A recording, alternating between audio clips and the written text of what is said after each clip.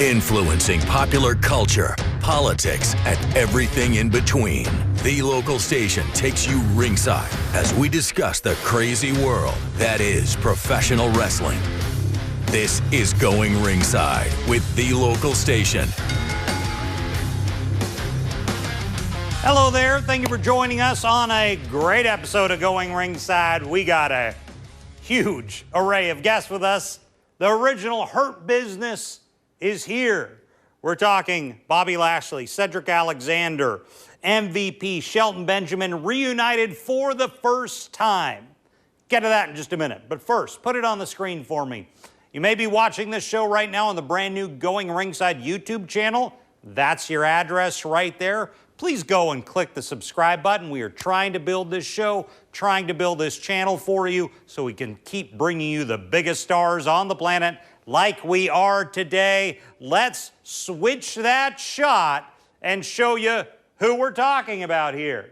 Screen's only so okay. It's kind of hard to see, but you'll see better in a moment. But this is the original Hurt Business. That's Shelton Benjamin, Bobby Lashley, MVP, and Cedric Alexander back with them for the first time in a long time because they've been the Hurt Syndicate in WCW, but now Cedric is back with them. So I sat down with all of them at River City Wrestling Con in St. Augustine with our good partners there. Thank you to Farrah & Farrah for making this happen. But the Hurt Business is here. Down there at the end, that's a friend of the show, Simon Says. He helps me in this interview. So let's get to it. I know that's why you're here. Reunited for the first time.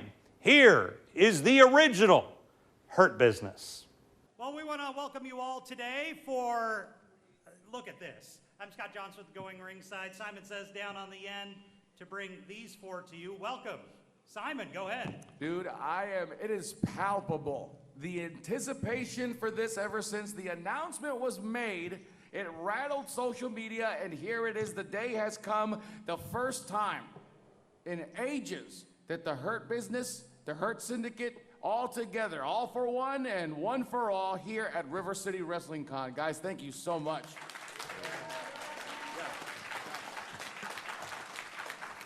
Gentlemen, what is going on in your world so much that we see publicly, but the first time you're reunited, what does this mean? It means somebody paid us to be here. Yeah. It means the price is right. The price is right. Business. Commerce never stops.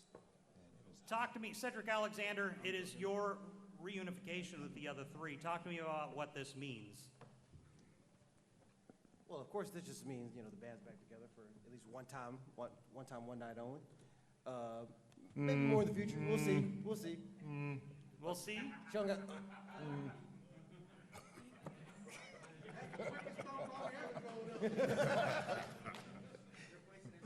Bobby, what does it mean for you guys? What has it been like for you guys taking the Hurt Business into a syndicate over the last several months? And there's things going on with another guy named MJF. So talk to us a little about what's going on with you guys.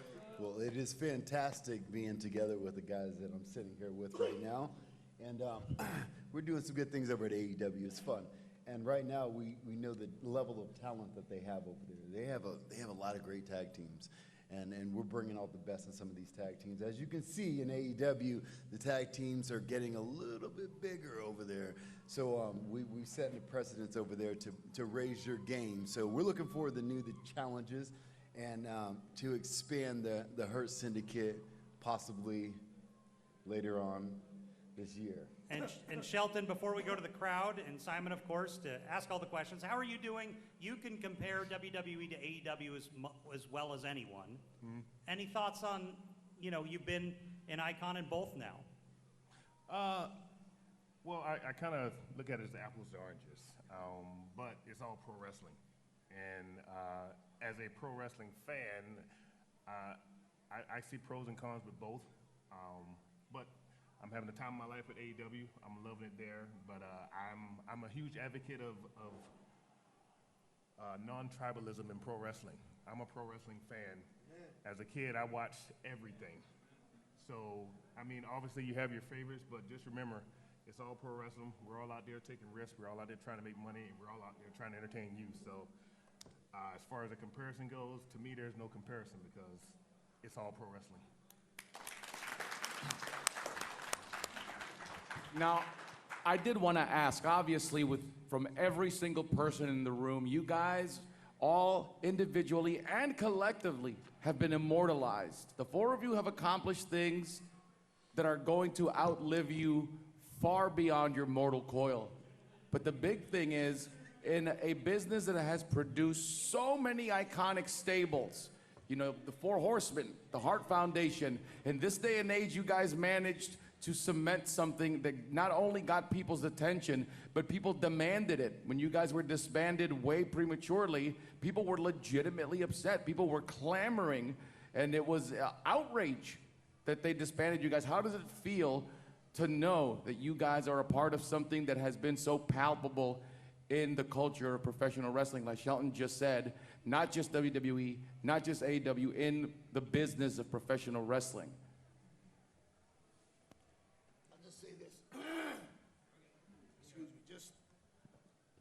During the pandemic, you had a lot of people that couldn't come to work for health reasons, and you had others that wouldn't come to work, again, for health reasons. I respect it. But when the chips were down, we held that shit down. Day in, day out, we were there every week. 8, 9, 10, 12 segments during the PC era where we were holding that shit down. So,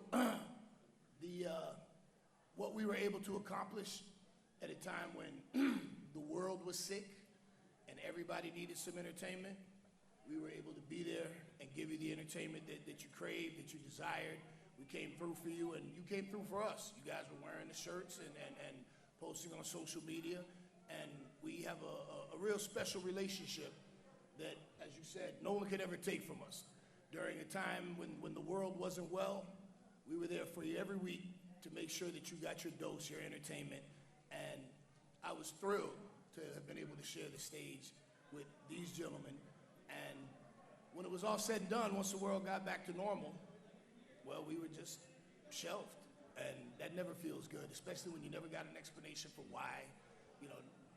But it doesn't matter, because at this point, you know, for one day only, as far as right now is concerned, we're back together, and you remember, and you appreciated it, and for that, we'll always have that together.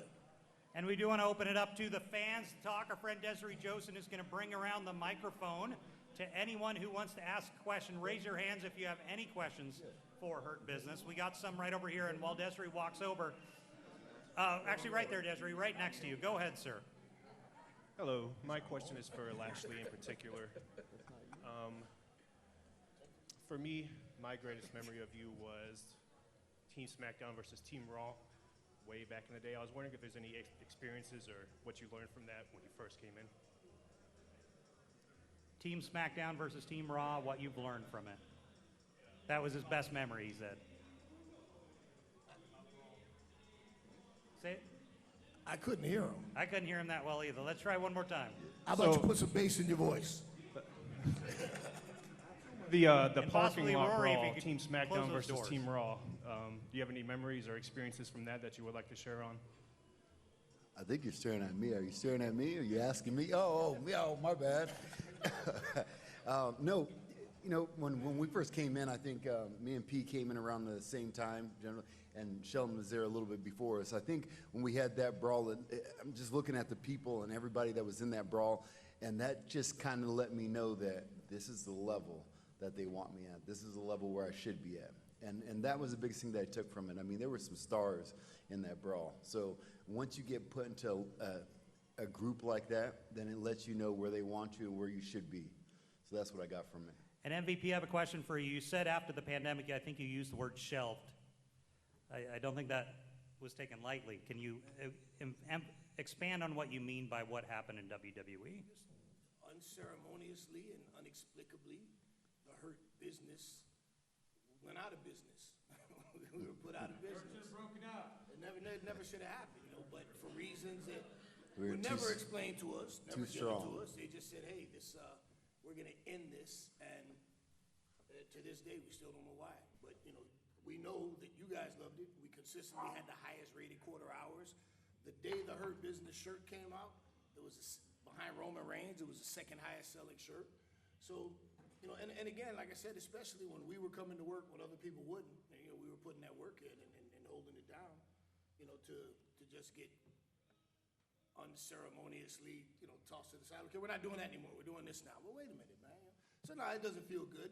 But what does feel good is being able to reunite with the squad and going across the street and doing great numbers and doing good business and being able to continue what we started. And shout out to Tony Khan. Thank you very much for giving the Hurt Syndicate that opportunity.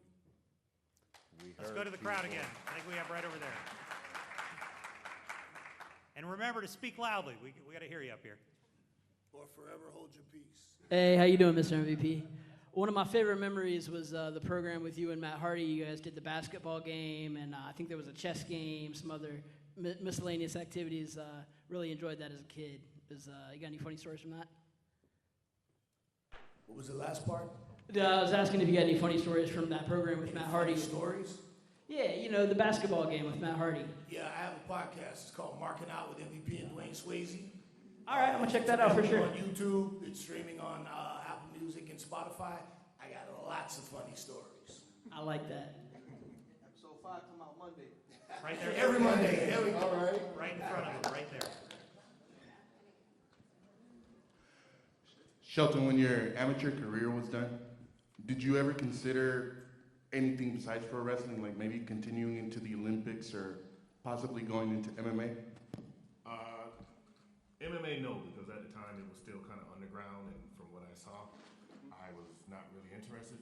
Even though my sophomore year in college, Ken Shamrock's team reached out to me to come train with him to help him prepare for what turned out to be one of his legendary fights with Horace Gracie. However, I turned that down because I watched the first UFC and I was like, nah, this ain't for me. But before I signed with WWE, I was actually training for the Olympics. I was actually going to the Olympic Training Center and working with all the people there. And it basically boiled down to I didn't want to wait every 4 years to be noticed, and I wanted to make money now. So when WWE called, I jumped at it, no hesitation, because like I said, I've been a fan since I was 8 years old, and I watch everything, and I wanted to be a pro wrestler no matter what. So yes, so to answer your question, I was training for the Olympics. It always comes back to business. Right there in the front.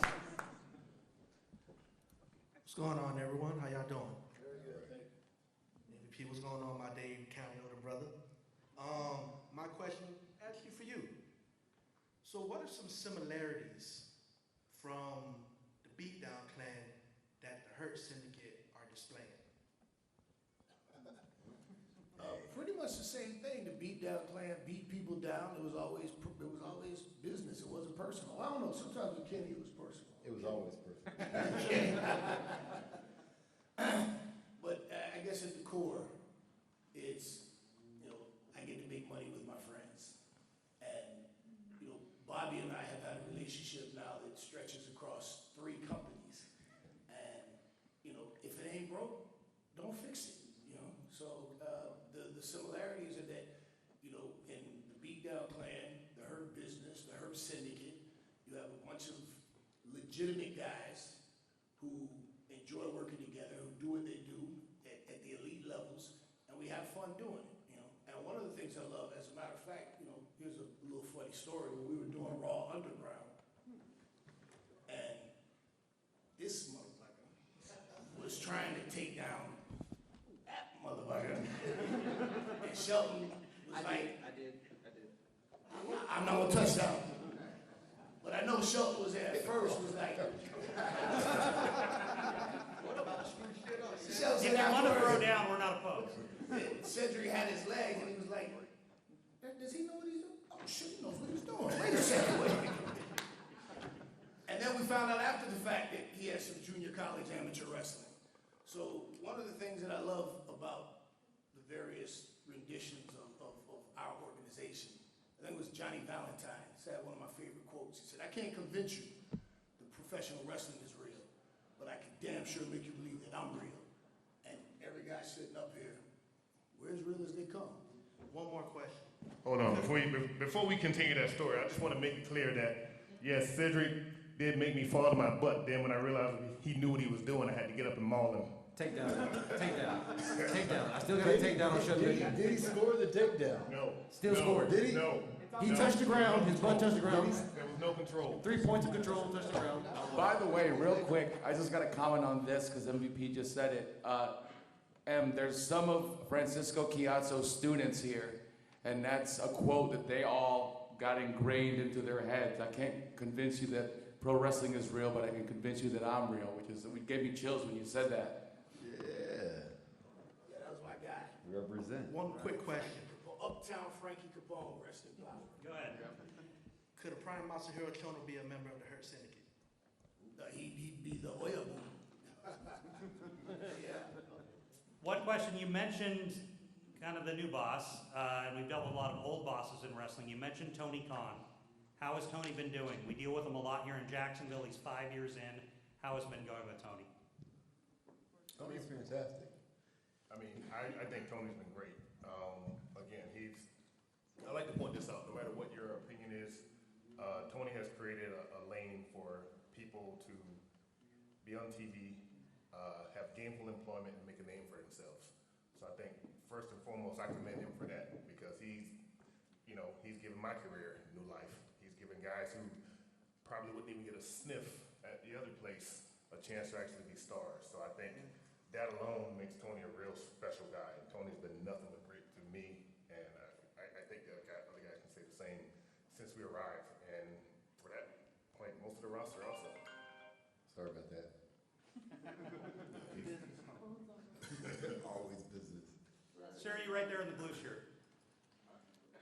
Let's get the mic over. Oh, no, I'm sorry. Sorry, the young man, right there, the young person. Hello, gentlemen. My question is for Cedric. So you were sent down to NXT 1 year ago. What was your initial reaction? And did you think you were going to win any gold in NXT when you were there?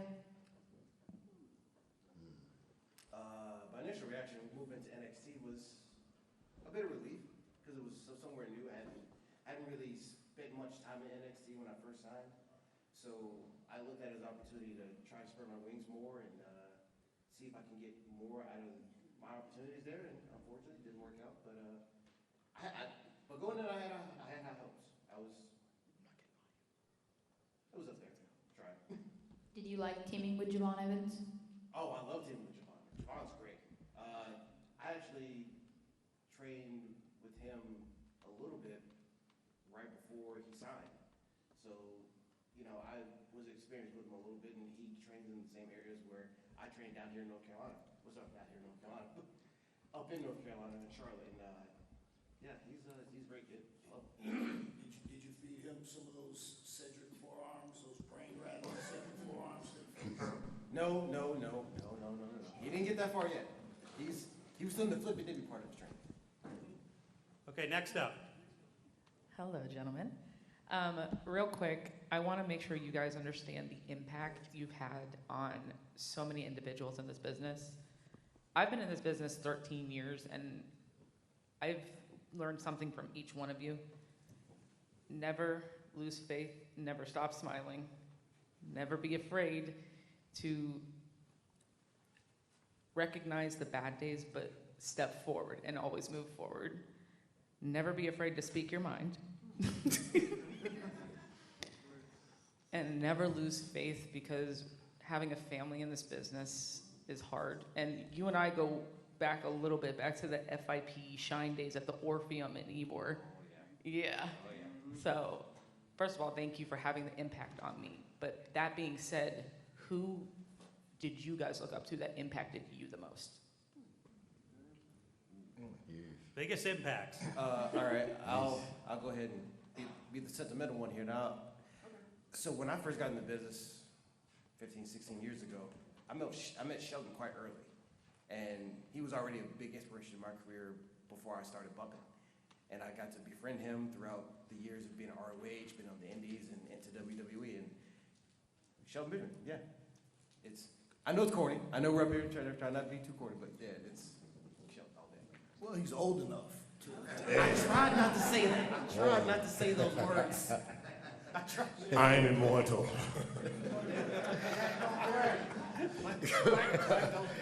When I was young too, Shelton, I looked up to Shelton also. Let me stop this train before it goes any further.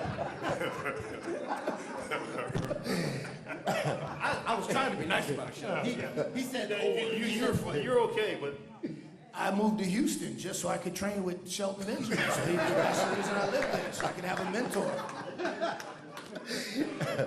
Well, in all seriousness, I mean, there's so many people that influenced my life.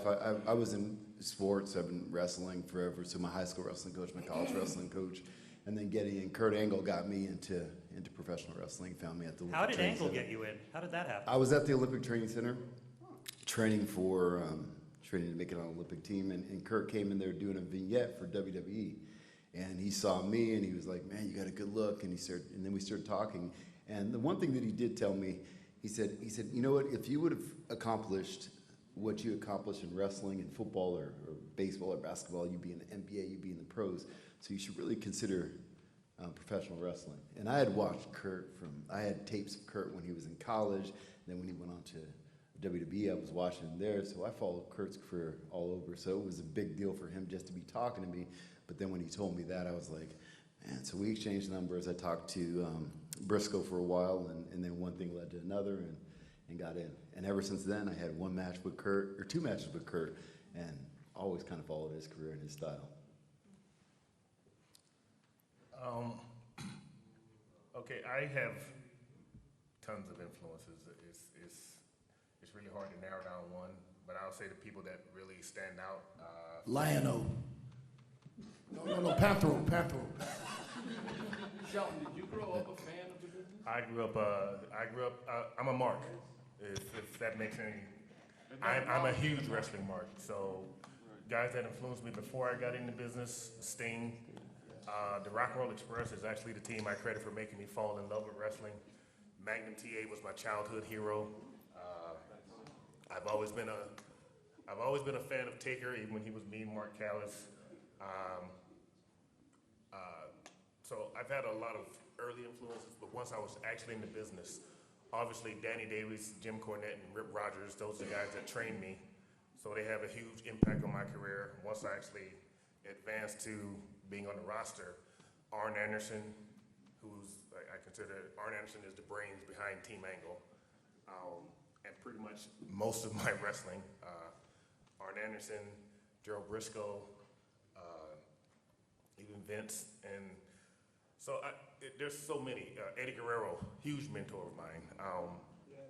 So it's a really long list. We'll be here for a while, but right now, like I actually, and again, not to sound like Cedric, I gain inspiration from my teammates because every one of them have qualities that I want to either emulate or that I admire. Like Bobby. Bobby has no quit, no stop. He has no governor. He's full bore, and he believes in everything he does. And he's like, and he's a very, very intelligent guy. Like we learned so much from Bobby, just about being goal-oriented. MVP, again, the guy always speaks his mind, and having grown up Often to my detriment. Often to his own detriment.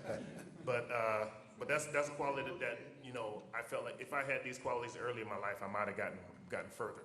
So I pick up a little something. And Cedric, honestly, Cedric reminds me of me when I first started. So in Cedric, I see a lot of myself. So all of my teammates mean so much to me, and I gain inspiration from them, and I learn from them all the time. One more question, and then I think these gentlemen have a lot to do today. Go ahead, sir. All right. First thing I wanted to mention is I love each and every one of you guys individually and as a unit when you were in the Hurt Business and WWE. Thank you for that. And I have two questions, and it'll be really quick. First, I wanted to ask MVP. I know you probably don't ask because you're part of the new regime, but let's say that WWE gave the platform an opportunity to make an even better Hurt Business. What current NXT or WWE superstar would you like to join the stable?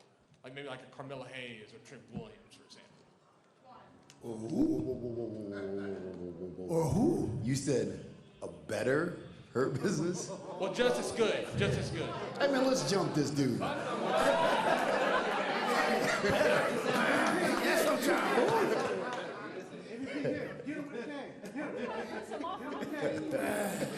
No, we understand what you're saying. You're saying if there was a new, if we retired. There can't be a new. There's one of a kind. After this shit is broken, it's over.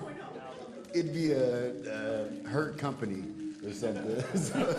Something new. Hurt Incorporated. One more question. I mean, I'm a big fan of Carmelo. I think he's awesome, and I hope that he's able to see incredible levels of success. And you know, that Trick, I'm proud of Trick and what he's accomplished. You know, there's some, you know, lots. That place is a fucking machine. It's just gonna keep, you know, rolling through talent, new talent, fresh talent. So there's always gonna be amazingly talented people down there. But as far as this goes, the mold's broken when this is over. That's it. Yeah. Well, we got to actually run. The clock is ticking, so I thank you all to come. Thank you, gentlemen. Let's get a final round of applause.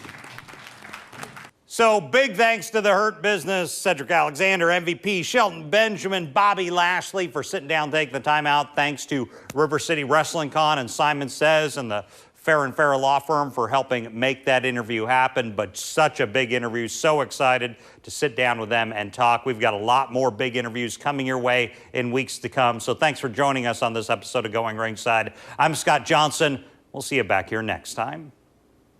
This has been Going Ringside with The Local Station, brought to you every Wednesday on your favorite podcast player, on News 4 Jax Plus, as well as the News 4 Jax YouTube channel.